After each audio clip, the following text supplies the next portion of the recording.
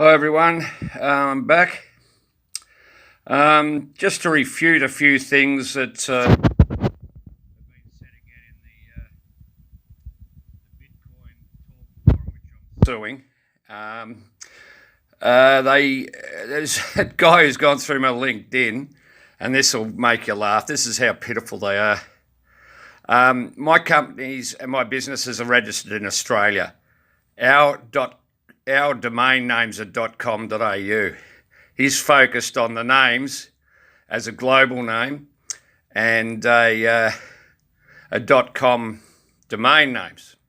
So he's totally incorrect. He's written a bloody great spiel about it. So this is the sort of crap that I've been dealing with these people. They're all little keyboard warriors. They must be about 12 years old because the asinine crap that comes out of them is a joke.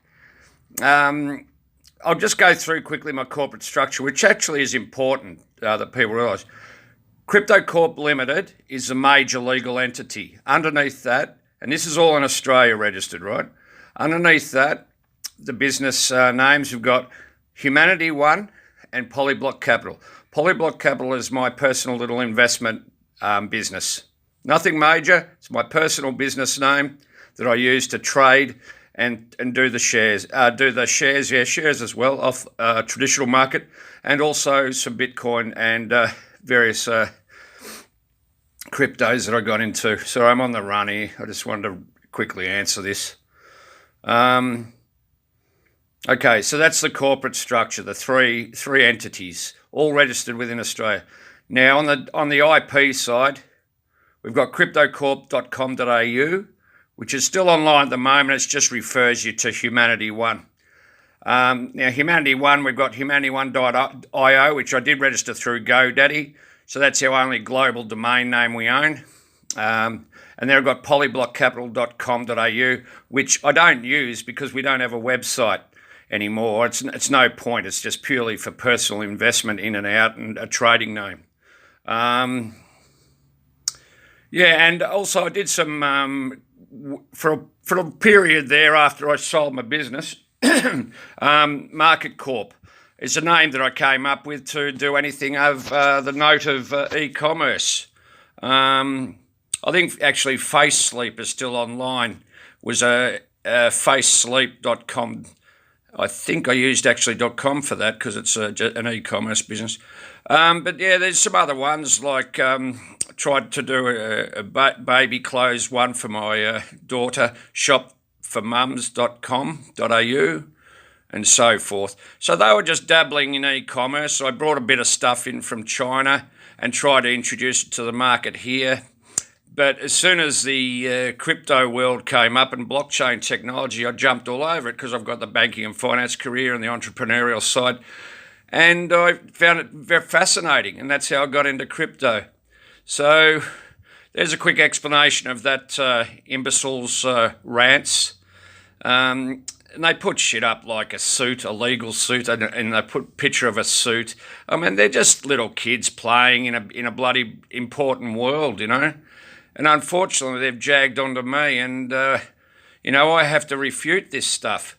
Because if I don't, then people believe it, and it's just bullshit. It really drains me every day now because it sets me back because,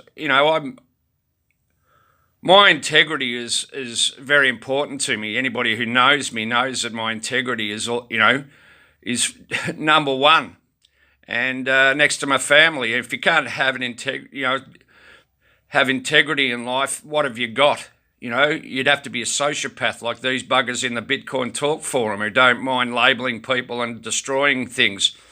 I mean, I've said that the plagiarism issue was over 4 or 5 pages of legal terms. It has nothing to do with the project itself. And the pick, again, was a freelancer working for Crypto Infinity who utilised somebody else's image to hide her taxation earnings. Now... Excuse me, I'm sorry that I got ripped off in 2018 by Website Designing Masters. You can look that up. They got a .com.au and a .com based out of India. They ripped me off for 12 months and took about 20 grand from me and delivered nothing. So, I'm the one who's been ripped off here. These little bastards won't listen to a word of it. So, that ICO ethics, he's got the whole picture. And he's still bloody, the egotistical bastard has still got it up there. Now, he's a narcissist and a sociopath, if there ever was one. And still, the moderator won't contact me. The moderator or the owners will not contact me, and they haven't for a month. Work that out. What sort of forum is that? That's a junk forum.